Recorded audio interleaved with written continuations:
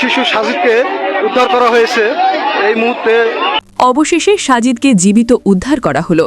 জানা গেছে পরিত্যক্ত গভীর নলকূপের গর্তের ভেতর পড়ে যাওয়া 2 বছরের শিশু সাজিদকে 32 ঘণ্টা পর উদ্ধার করা হয়েছে। বৃহস্পতিবার সন্ধ্যায় ফায়ার সার্ভিস এ তথ্য নিশ্চিত করে। ফায়ার সার্ভিস বলছে রাত 9টার দিকে সাজিদকে গর্ত থেকে বের করা হয়। উদ্ধারের পর শিশুটিকে অচেতন অবস্থায় একটি হাসপাতালে নেওয়া হয়েছে।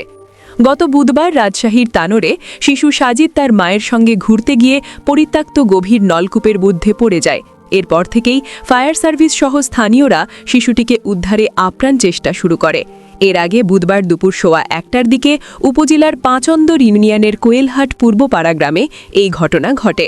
খবর পেয়ে ফায়ার সার্ভিসের 3টি ইউনিটের কর্মীরা শিশুটিকে জীবিত উদ্ধারের চেষ্টা করছেন। ঘটনাস্থলে বিপুল সংখ্যক মানুষ উৎকণ্ঠা নিয়ে অপেক্ষা করছেন। সাজিদ কোয়েলহাট পূর্বপাড়ার বাসিন্দা রাকিবুল ইসলামের ছেলে। স্থানীয়রা জানান গ্রামের পাশের ওই জমির মালিক কচিরউদ্দিন। 1 বছর আগে কচিরউদ্দিন সেচের জন্য জমিতে গভীর নলকূপ বসানোর চেষ্টা করেন, কিন্তু 35 ফুট বোরিং করার পর সেখানে পানি পাননি, তাই নলকূপ বসানো হয়নি। 1 বছর ধরে 8 ইঞ্চি ব্যাসার্ধের গর্তটি ভরাট করা হয়নি। গর্তটি সেভাবেই পড়েছিল। গভীর নলকূপ থেকে শোনা যাচ্ছে আটকে পড়া শিশুর আওয়াজ। উদ্ধারে অভিযান। বুধবার দুপুরে শিশুটির মা ওই মাঠে ধানের খড় নিতে যান। ওই সময় সাজিদ খেলতে গিয়ে গর্তে পড়ে মাটির ভেতরে ঢুকে যায়। স্থানীয়রা প্রথমে উদ্ধারের চেষ্টা করে ব্যর্থ হয়ে ফায়ার সার্ভিসে খবর দেন।